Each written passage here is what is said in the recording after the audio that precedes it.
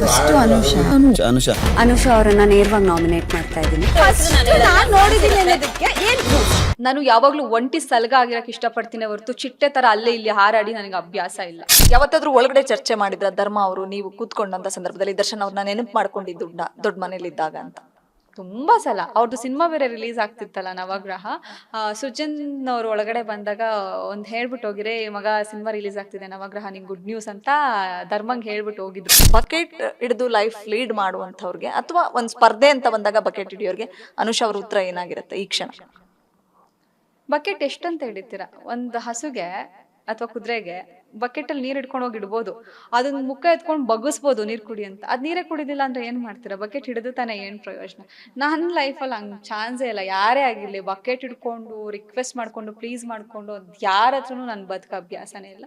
ನಂದೇನಿರುತ್ತೆ, ನನ್ಗೇನ್ ಬೇಕು ಅದನ್ನ ನಾನ್ ಎಫರ್ಟ್ ಹಾಕ್ಬಿಟ್ಟು ಪಡ್ಕೊಂತೀನಿ ಹೊರ್ತು ಒಬ್ರ ಹತ್ರ ಹೋಗಿ ಬಕೆಟ್ ಇಟ್ಕೊಂಡು ಕೈ ಕಟ್ಕೊಂಡು ಹಿಂಗ್ ನಿಂತ್ಕೊಂಡು ಅವೆಲ್ಲ ನನ್ಗೆ ಮಾಡೋ ಅಭ್ಯಾಸನೇ ಇಲ್ಲ. ನಾನು ಸಲಾ ಮಾಡಿದ್ಬಿಟ್ಟು ನಂಗೆ ಅಭ್ಯಾಸನೇ ಇಲ್ಲ.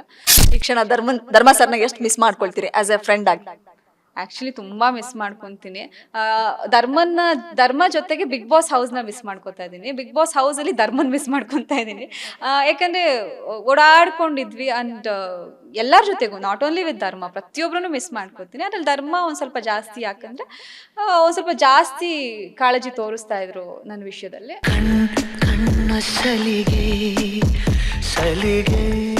ಭಾವನೆಗಳಿಗೆ ಒಳಗಾಗ್ಬೇಡ, ಇಲ್ಲ ಅದಕ್ಕೆ ಬೆಲೆ ಇಲ್ಲ. ಈ ಮಾತನ್ನ ಬಿಗ್ ಬಾಸ್ ಮನೆಯೊಳಗಡೆ ಧರ್ಮನೋ ಅಥವಾ ಸುರೇಶ್ ಅಣ್ಣನೋ ಅಥವಾ ಚೈತ್ರ ಅಕ್ಕನೋ ಅಥವಾ ಇನ್ಯಾರಾದ್ರೂ ಸ್ಪರ್ಧಿಗಳು ಇದೊಂದು ಡೈಲಾಗ್ನ ನೆನಪು ಮಾಡಿದ್ರೆ ಬಹುಶಃ ಅನುಷಾ ಇನ್ನಷ್ಟು ಟ್ರಿಗರ್ ಆಗ್ತಾ ಇದ್ರು ಅನ್ಸುತ್ತೆ, ಅಥವಾ ಅಗ್ರೆಷನ್ ತೋರಿಸ್ತಾ ಇದ್ರು ಅನ್ಸುತ್ತೆ. ಈ ರೀತಿ ಅಗ್ರೆಷನ್ ತೋರಿಸಿದ್ರೆ ಬಹುಶಃ ಇನ್ನಷ್ಟು ದಿನಗಳ ಕಾಲ ಇರ್ತಾ ಇದ್ರು ಅಂತ ಅನ್ಸುತ್ತೆ. ಆದ್ರೆ ನಮ್ಮ ಅನುಷಾ ಭಾವನಾ ಜೀವಿ, ಭಾವನೆಗಳಿಗೆ ತುಂಬಾ ಬೆಲೆ ಕೊಡ್ತಾರೆ. ಎಲ್ಲಿ ಎಷ್ಟು ಬೇಕೋ ಅಷ್ಟೇ ಮಾತಾಡ್ತಾ ಇದ್ರು. ಸಮ್ ಟೈಮ್ಸ್ ಟ್ರಿಗರ್ ಆಗ್ಬೇಕಾದಂತ ಸಮಯ ಸಂದರ್ಭ ಬಂದಾಗ ಟ್ರಿಗರ್ ಆಗ್ತಾ ಇದ್ರು ಅಫ್ಕೋರ್ಸ್.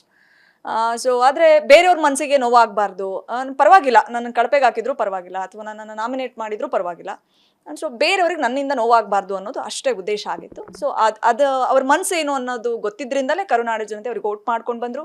ಸೊ 7 ವಾರಗಳ ಕಾಲ ದೊಡ್ಡ ಮನೇಲಿ ಇರಬೇಕು ಅಥವಾ 50 ದಿನ ಪೂರೈಸಬೇಕು ಅಂದರೆ ಅದೇನು ತಮಾಷೆ ಮಾತಲ್ಲ. ಇವತ್ತು ಹೊರಗಡೆ ಬಂದಿದ್ದಾರೆ, ಅವ್ರನ್ನ ಅಪರಂಜಿ ಅಂತ ಕರೀತಾ ಇದ್ದಾರ್ರಿ. ಸೊ ಈ ಕ್ಷಣ ಆ ಅಪರಂಜಿ ಸೊ ಕನ್ನಡ ಚಿತ್ರರಂಗದಲ್ಲಿ ಕಿರುತೆರೆ ಮೂಲಕ ಅಥವಾ ದೊಡ್ಡ ಬಿಗ್ ಸ್ಕ್ರೀನ್ ಮೇಲ್ ಮೂಲಕ ನಮ್ಮೆಲ್ಲರನ್ನ ರಂಜಿಸ್ತಾ ಇದ್ರು. ಈಗ 50 ದಿನಗಳ ಕಾಲ ದೊಡ್ಡ ಮನೆಯಲ್ಲಿದ್ದು ನಮ್ಮನ್ನೆಲ್ಲರನ್ನ ಎಂಟರ್ಟೈನ್ಮೆಂಟ್ ಮಾಡಿದ್ದಾರೆ. ಸೊ ಈ ಕ್ಷಣ ನನ್ನ ಜೊತೆ ದೊಡ್ಡ ಮನೆಯ ಅಪರಂಜಿ ಅನುಷಾ ಇದ್ದಾರೆ, ಮಾತಾಡಿಸ್ತಾ ಹೋಗ್ತೀನಿ.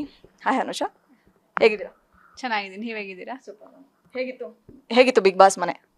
ಬಿಗ್ ಬಾಸ್ ಮನೆ ಇಟ್ಸ್ ಅ ಬ್ಯೂಟಿಫುಲ್ ಜರ್ನಿ. ಲೈಫಲ್ಲಿ ಒಂದು ನೆನ್ಸ್ಕೊಳ್ಳೋ ಅಂತ ಒಂದು ಬ್ಯೂಟಿಫುಲ್ ಮೆಮೊರಿ ಕೊಟ್ಟಂತ ಒಂದು ಮನೆ. ಆ ಒಂದು ಜಾಗನ ಮರೆಯೋಕ್ಕೆ ಆಗದೆ ಇರೋಂಥ ಒಂದು ಕ್ಷಣಗಳು ತುಂಬ ಸ್ಪೆಂಡ್ ಮಾಡಿದ್ದೀನಿ ಅಲ್ಲಿ.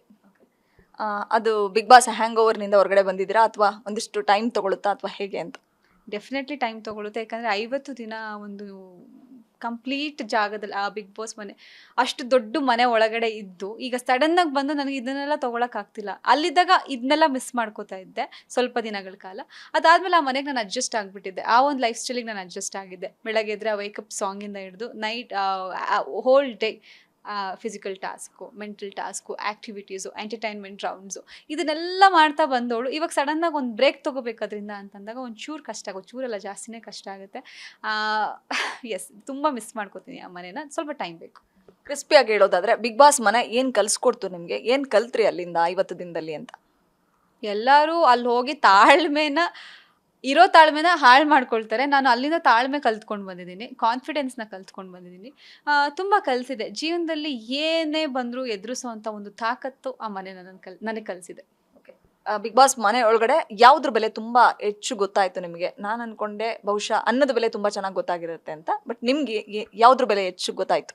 ಡೆಫಿನೆಟ್ಲಿ ಎಸ್, ಹೋಗಿದ ತಕ್ಷಣ ಗೊತ್ತಾಗಿದೆ ಅನ್ನದ ಬೆಲೆ. ಯಾಕಂದರೆ ನರಕಕ್ಕೆ ಕಳಿಸ್ತಾರೆ, ನರಕದಲ್ಲಿ ಅವರು ಕೊಡೋವಂಥ ಊಟನೇ ನಾವು ಸೇವನೆ ಮಾಡಬೇಕಾಗಿರುತ್ತೆ. ಸ್ವರ್ಗದ ನಿವಾಸಿಗಳಿಗೆ ಎಲ್ಲ ಫೆಸಿಲಿಟೀಸ್ ಇತ್ತು, ನರಕದವ್ರಿಗೆ ಯಾವುದೇ ರೀತಿ ಫೆಸಿಲಿಟೀಸ್ ಇರಲಿಲ್ಲ. ಅದನ್ನೆಲ್ಲ ಹೊರತುಪಡಿಸಿ ಊಟನೇ ಇಲ್ದಿದ್ದಾಗ ಬೇರೆ ಏನೂ ಮಾಡೋಕ್ಕೆ ಸಾಧ್ಯನೇ ಆಗ್ತಾ ಇರಲಿಲ್ಲ. ಅವ್ರು ಕೊಡ್ತಾಯಿದ್ರು ಊಟ, ಬಟ್ ಅದನ್ನು ತಿನ್ನಕ್ಕೆ ನನ್ನ ಕೈಯಲ್ಲಿ ಆಗ್ತಿರ್ಲಿಲ್ಲ. ಯಾಕಂದರೆ ರಾಗಿ ಗಂಜಿ ಇರ್ಬೋದು ಅಥವಾ ಬೇಳೆ ಅನ್ನ ಇರ್ಬೋದು, ಮೊಸರನ್ನ, ಇದೆಲ್ಲ ನನ್ನ ಕೈಲಿ ಆಗಲ್ಲ. ನಾನು ತಿಂದ ಅಭ್ಯಾಸ, ನಾನು ಸಿಕ್ಕಾಪಟ್ಟೆ ಫುಡ್ಡಿ. ಇವಾಗ ಹೆಂಗ್ ಅನ್ಸುತ್ತೆ ಅಂತಾನೆ ಮೇ ಬಿ ಆರಾಮಾಗಿ ಡಯಟ್ ಮಾಡ್ತೀನಿ, ಆರಾಮಾಗಿ ಬಾಡಿ ಮೇಂಟೈನ್ ಮಾಡ್ತೀನಿ ಅನ್ಸುತ್ತೆ ಇವಾಗ. ಯಾಕಂದ್ರೆ ಅಲ್ಲಿ ತುಂಬಾ ಕಂಟ್ರೋಲಿಂಗ್ ಬಂದ್ಬಿಡ್ತು ಫುಡ್ ಮೇಲೆ. ಆ ಥರ ಫುಡ್ ಕೊಟ್ಟಾಗಲೇ ನಾನು ಜೀವನ ಮಾಡಿದ್ದೀನಿ ಅಂದಾಗ ಇಲ್ಲಿ ಹೆಲ್ದಿ ಲೈಫ್ ಸ್ಟೈಲ್ನ ನಾನು ಆರಾಮಾಗಿ ಮೇಂಟೈನ್ ಮಾಡ್ತೀನಿ ಅನ್ನೋದು ಒಂದು ಕಾನ್ಫಿಡೆನ್ಸ್ ಬಂದಿದೆ. ಅಮ್ಮನ ಬೆಲೆ ಗೊತ್ತಾಗಿದೆ. ಯಾಕಂದ್ರೆ ಅಲ್ಲಿ ಯಾರು ಕಾಳಜಿ ತೋರ್ಸಲ್ಲ. ಇಲ್ಲಿ ನಾವು ಎಗರಾಡ್ತಿರ್ತೀವಿ, ಎಲ್ಲ ಇದೆ ನಮ್ಮ ಹತ್ರ, ಅದು ಬೇಡ ಇದು ಬೇಡ ಅಂತ ಅವ್ರ ಮೇಲೆಲ್ಲ ಅವಾಜ್ ಹಾಕೊಂಡು ಓಡಾಡ್ತಿರ್ತೀವಿ. ಅಲ್ಲಿ ಗೊತ್ತಾಗುತ್ತೆ ನಾವೇ ಮಾಡ್ಕೊಂಡು ತಿನ್ಬೇಕು, ಇರೋದನ್ನ ತಿನ್ಬೇಕು, ಕೊಟ್ಟಿದ್ದನ್ನು ತಿನ್ಬೇಕು ಅಂತ ಅಂದಾಗಲೇ ನಮಗೆ ನಿಜವಾದ ವ್ಯಾಲ್ಯೂ, ಊಟದ ವ್ಯಾಲ್ಯೂ ಇರ್ಬೋದು, ಅಮ್ಮನ ಕೈ ತುತ್ತಿನ ವ್ಯಾಲ್ಯೂ ಏನು ಅನ್ನೋದು ನರ್ಕದಲ್ಲಿದ್ದಾಗ ನಂಗೆ ತುಂಬಾ ಚೆನ್ನಾಗಿ ಅರ್ಥ ಆಯ್ತು. ಬಹುಶಃ ನಾನ್ ಕಂಡಂತೆ ಸ್ವಲ್ಪ ಸ್ಲಿಮ್ ಆಗಿ ಬಂದ್ರು ಒಳಗಡೆ ಹೋದ್ಮೇಲೆ. ಐ ಥಿಂಕ್ ಸೊ ನಿಮ್ಗೆ ಬೇಕಾದ ಫುಡ್ ಅಲ್ಲಿ ಸಿಗ್ಲಿಲ್ಲ ಅನ್ನೋ ಕಾರಣಕ್ಕೆ ಇರ್ಬೋದಾ ಅಥವಾ ಹೇಗೆ? ಆ್ಯಕ್ಚುಲಿ ನಾನು ಒಬ್ಳೆ ಅನ್ಸುತ್ತೆ ಇಡೀ ಮನೆಯಲ್ಲಿ ಇದ್ದಂಗೆ ಇರೋದು. ಏನು ಅಂತ ಡಿಫ್ರೆನ್ಸ್ ಏನು ಅನಿಸ್ತಿಲ್ಲ. ಬಂದು ವೆಯ್ಟು ಚೆಕ್ ಮಾಡಿದೆ ನಾನು, ಅಷ್ಟೇ. ನಾನು ಹೋದಾಗ ಏನಿದ್ದೆ ಅಷ್ಟೇ ಕನ್ಸಿಸ್ಟೆನ್ಸಿ ಮೇಂಟೈನ್ ಮಾಡ್ಕೊಂಡು ಹೊರಗೆ ಬಂದಿದ್ದೀನಿ. ಪ್ರಾಬಬ್ಲಿ ನಾನು ಏನು ಚೇಂಜ್ ಆಗಿಲ್ಲ ಅನಿಸುತ್ತೆ. ಆಗಿದ್ರೆ ಒಳ್ಳೇದಾಗ್ತಿತ್ತೇನೋ ಬಹುಶಃ. ನನ್ನ ರಿಯಲ್ ಲೈಫಲ್ಲಿ ಏನು ವ್ಯಕ್ತಿತ್ವ ಇತ್ತು ಅದೇ ವ್ಯಕ್ತಿತ್ವನೂ ಅಲ್ಲೂ ಇತ್ತು. ವೆಯ್ಟ್ ಲಾಸು ಅಂತಲೂ ಏನಿಲ್ಲ. ನಾನು ಎಷ್ಟು ವೆಯ್ಟ್ ಇದ್ದೆ ಹೋದಾಗ ಆಚೆ ಬಂದಾಗಲೂ ಅಷ್ಟೇ ಇದ್ದೀನಿ. ನಾನು ಏನು ಚೇಂಜ್ ಆಗಿಲ್ಲ. 50 ದಿನಗಳಲ್ಲಿ ಅದು ಅನುಷಾ, ಹೊರಗಡೆ ಇದ್ದ ಅನುಷಾ ಏನು ಒಳಗಡೆ ಹೋಗಿದ್ಲು ಹಾಗೆ ಆಚೆ ಬಂದಿದ್ದಾಳೆ. ಅನುಷಾ ಹತ್ರದಿಂದ ನೋಡಿದವ್ರಿಗೆ ಗೊತ್ತು, ತುಂಬಾ ಸ್ಟ್ರಾಂಗ್ ಅಂತ ಗೊತ್ತಿತ್ತು. ಬಟ್ ಈಗ ಯಾಕೆ ತುಂಬಾ ಎಮೋಷನಲ್ ಆಗ್ತಾ ಇದ್ರಿ? ಕೆಲವರಿಗೆ ಅನುಷಾ ವೀಕ್ ಅಂತ ಅನ್ಸೋಕ್ ಶುರುವಾಯ್ತು ಅಳೋದ್ರಿಂದ. ನಿಮ್ಗೆ ಏನ್ ಅನ್ಸುತ್ತೆ ಮ್ಯಾಮ್ ಪರ್ಸ್ನಲ್? ನನಗೆ ಅಳು ಅನ್ನೋದು ಖುಷಿ ಆದರೂ ಬರುತ್ತೆ, ದುಃಖ ಆದರೂ ಬರುತ್ತೆ. ಹೊರಗಡೆ ಇದ್ದಾಗ ರೀಲ್ ಲೈಫ್ ಅಂತ ಬಂದಾಗ ಸ್ಕ್ರೀನಲ್ಲಿ ಸಮ್ಟೈಮ್ಸ್ ನಮ್ಮ ಮನೆಯಲ್ಲಿ ಜಗಳ ಆದಾಗ ಅಲ್ಲಿ ನಗೋ ಸೀನ್ಸ್ಗಳಿರುತ್ತೆ. ಸಮ್ಟೈಮ್ಸ್ ನಾವು ತುಂಬ ಖುಷಿಯಾಗಿರ್ತೀವಿ, ಅಲ್ಲಿ ಅಳೋ ಸೀನ್ ಕೊಟ್ಟಿರ್ತಾರೆ. ಸೊ ಈ ಥರದೇ ಒಂದು ಆ್ಯಕ್ಟಿಂಗ್ ಲೈಫ್ ಮಧ್ಯದಲ್ಲಿ ರಿಯಲ್ ಲೈಫ್ ಅನುಷಾ ಕಂಡಿದ್ದು ಬಿಗ್ ಬಾಸ್ನಲ್ಲಿ. ಎಸ್, ನಂಗೆ ಅಳು ಬರುತ್ತೆ, ಅದು ನಾನೇನು ಮಾಡೋಕ್ಕಾಗಲ್ಲ. ನಂಗೆ ದುಃಖ ಆಯಿತು ಅಂತಂದಾಗೂ ನಂಗೆ ಅಳು, ಅಂದರೆ ಯಾರು ನೋವು ಮಾಡಿದ್ರೆ ನಾನು ತಡ್ಕೊಳ್ಳಲ್ಲ, ನಾನು ಯಾರಿಗೂ ನೋವು ಮಾಡಲ್ಲ, ನನಗೆ ಯಾರು ನೋವು ಮಾಡಿದ್ರು ನಾನು ತಡ್ಕೊಳಕ್ಕಾಗಲ್ಲ. ಮೀನ್ ವೈಲ್ ಯಾರಾದರೂ ಖುಷಿ ಪಡಿಸಿದ್ರು ನನಗೆ ಅಳು ಬರುತ್ತೆ. ಅದು ಗೊತ್ತಿಲ್ಲ, ಅದು ವೀಕ್ ಅಂತ ಅವ್ರು ಕನ್ಸಿಡರ್ ಮಾಡಿದ್ರೆ ವೀಕ್ ಅಲ್ಲ. ನಾನು ಪ್ರತಿ ಸಲ ದುಃಖ ಆದಾಗ ಅಳ್ತ್ರೆ ನನ್ನ ಕಣ್ಣಲ್ಲಿ ನೀರು ಬಂದು ನಾನು ಸಮಾಧಾನ ಮಾಡ್ಕೊಂಡ್ಮೇಲೆ ಇನ್ನಷ್ಟು ಸ್ಟ್ರಾಂಗ್ ಆಗ್ತೀನಿ ನಾನು. ಅದು ನನ್ನ ವ್ಯಕ್ತಿತ್ವ. ಯಾರೋ ಒಬ್ರು ಹರ್ಟ್ ಮಾಡ್ತಾರೆ, ಕೂತ್ಕೋತೀನಿ, ಅಳ್ತೀನಿ, ಕಣ್ಣೀರು ಒಡ್ಸ್ಕೊಂಡು ನಾನು ಸಮಾಧಾನ ಮಾಡ್ಕೊಂಡ್ಮೇಲೆ ಒಂದು ಚಾಲೆಂಜ್ ತೊಗೊತೀನಿ ಮೈಂಡಲ್ಲಿ. ಅವ್ರು ನನಗೆ ಹಿಂಗೆ ಅಂದ್ರಲ್ವ, ಅದು ನನಗೆ ಮಾಡೋಕ್ಕಾಗಲ್ಲ ಅಂದ್ರಲ್ವ, ಅದನ್ನು ನಾನು ಮಾಡಿ ತೋರಿಸ್ತೀನಿ. ಇನ್ನೂ ಛಲ ಜಾಸ್ತಿ ಬರುತ್ತೆ ನಾನು ಪ್ರತಿ ಸಲ ಹತ್ತಾಗ. ಸೊ ನಾನು ಹತ್ತಿದ ತಕ್ಷಣ ವೀಕ್ ಅಂತ ನನ್ನನ್ನು ನಾನು ಕನ್ಸಿಡರ್ ಮಾಡ್ಕೊಳ್ಳಲ್ಲ. ಅದು ಅವರಿಗೆ ಅನಿಸ್ತಾ ಇರೋ ಒಂದು ಅಭಿಪ್ರಾಯ, ಅದಕ್ಕೆ ನಾನೇನು ಮಾಡೋಕ್ಕಾಗಲ್ಲ. ನೀವು ಬಿಗ್ ಬಾಸ್ ಮನೆಗೆ ಹೋಗೋಕೆ ಮುಂಚೆ ಯಾವುದೋ ಒಂದು ಬೇರೆ ಒಂದು ಚಾನಲ್ ಇಂಟರ್ವ್ಯೂ ಸಂದರ್ಭದಲ್ಲಿ ಹೇಳ್ತಾ ಇದ್ರಿ, ನಾವು ಎಲ್ಲಿ ಹುಟ್ಟಿದ್ವಿ ಅನ್ನೋದು ಇಂಪಾರ್ಟೆಂಟ್ ಆಗಲ್ಲ, ಯಾವ ಮಟ್ಟಕ್ಕೆ ಹೋಗ್ತೀವಿ ಅನ್ನೋದು ತುಂಬ ಇಂಪಾರ್ಟೆಂಟ್ ಆಗುತ್ತೆ ಅಂತ. ಸೊ ನೀವು ನಿಮ್ಮ ಒಂದು ಕನಸಿನ ಬೆನ್ನೇರಿ ಹೊರಡೋದಕ್ಕೆ ಬಿಗ್ ಬಾಸ್ ಮನೆ ಅಥವಾ ನೀವು ಹೋಗ್ಬೇಕಾಗಿ ರೀಚ್ ಆಗಬೇಕಾಗಿರ್ತಕ್ಕಂಥ ಒಂದು ಗೋಲ್ ಇರ್ಬೋದು, ಡೆಸ್ಟಿನಿ ಇರ್ಬೋದು, ಅದಕ್ಕೆ ಬಿಗ್ ಬಾಸ್ ಎಷ್ಟು ಪ್ಲಸ್ ಆಗುತ್ತೆ ಅಂತ ಈ ಕ್ಷಣ ಅನ್ನಿಸ್ತಾ ಇದೆ ಅಂತ? ಎಸ್, ನಾವು ಎಷ್ಟೊಂದು ಪ್ರಾಜೆಕ್ಟ್ಸ್ನ ಮಾಡಿರ್ತೀವಿ, ಸೀರಿಯಲ್ಸ್ ಇರ್ಬೋದು, ಸಿನಿಮಾಸ್ ಇರ್ಬೋದು. ಆ ಮಧ್ಯದಲ್ಲಿ ಅದು ತುಂಬ ಹಿಟ್ಟಾದಾಗ ಮಾಡೋಂಥ ಪ್ರಾಜೆಕ್ಟ್ ತುಂಬ ಸಕ್ಸಸ್ನ ಕೊಟ್ಟಾಗ ಮಾತ್ರ ನಾವು ಮನೆಗೂ ರೀಚ್ ಆಗಿರ್ತೀವಿ. ಬಟ್ ಬಿಗ್ ಬಾಸ್ ವೇದಿಕೆ ಹೆಂಗೆ ಅಂತಂದರೆ ಕರ್ನಾಟಕದ ಮನೆಗೂ ಮೂಲೆಗೂ ಆ್ಯಂಡ್ ಚಿಕ್ಕ ಮಕ್ಕಳಿಂದ ಅಜ್ಜಿ ತಾತನವರೆಗೂ ನೋಡೋ ಅಂಥ ಏಕೈಕ ಶೋ ಬಿಗ್ ಬಾಸ್. ಆ್ಯಂಡ್ ಅದು ಪ್ರತಿ ಸೀಸನು ಹಿಟ್ ಆಗ್ತಾನೆ ಬಂದಿದೆ. ಆ ಸೀಸನ್ ಅಂದರೆ ಆ ಒಂದು ವೇದಿಕೆಯಲ್ಲಿ, ಆ ಒಂದು ಪ್ಲ್ಯಾಟ್ಫಾರ್ಮ್ನಲ್ಲಿ ನನಗೊಂದು ಅವಕಾಶ ಸಿಕ್ಕಿದ್ದು.